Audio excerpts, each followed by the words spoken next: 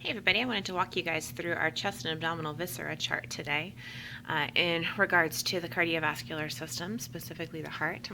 Right here in between the two lungs, I can see the outside of the pericardial sac, so that's going to be fibrous pericardium.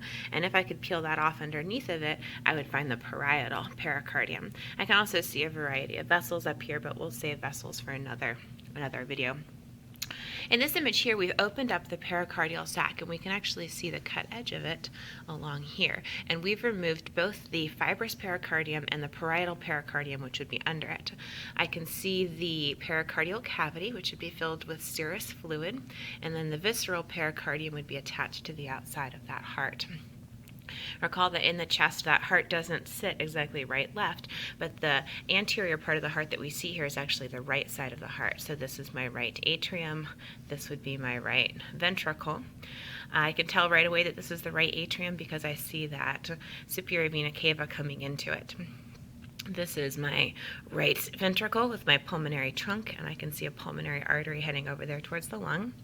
I can see a little bit of my left ventricle here, and I can see the aorta, which would be going behind the pulmonary trunk and coming out of that left ventricle. I can also see some grooves on the outside of the heart.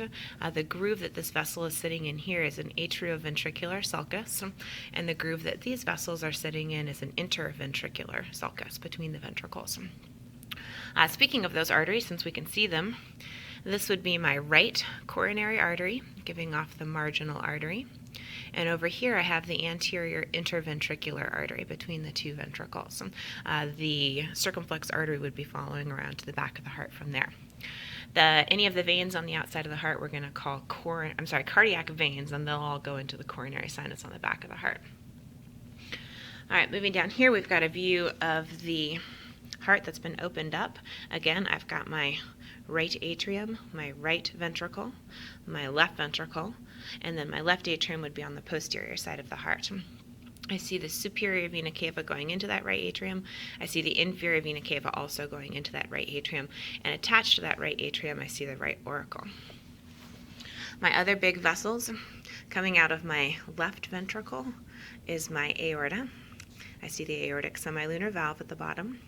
And then coming here out of my right ventricle, I see my pulmonary trunk with the pulmonary semilunar valve at the bottom. And I see that pulmonary trunk splitting pretty quickly into the two pulmonary arteries. In blue here because they contain oxygen-poor blood.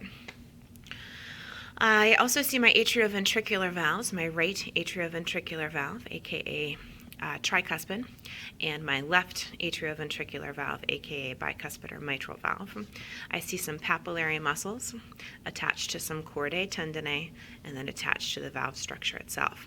So those papillary muscles are going to contract when the ventricles contract to keep that AV valve shut so that blood doesn't flow backwards up into our atria.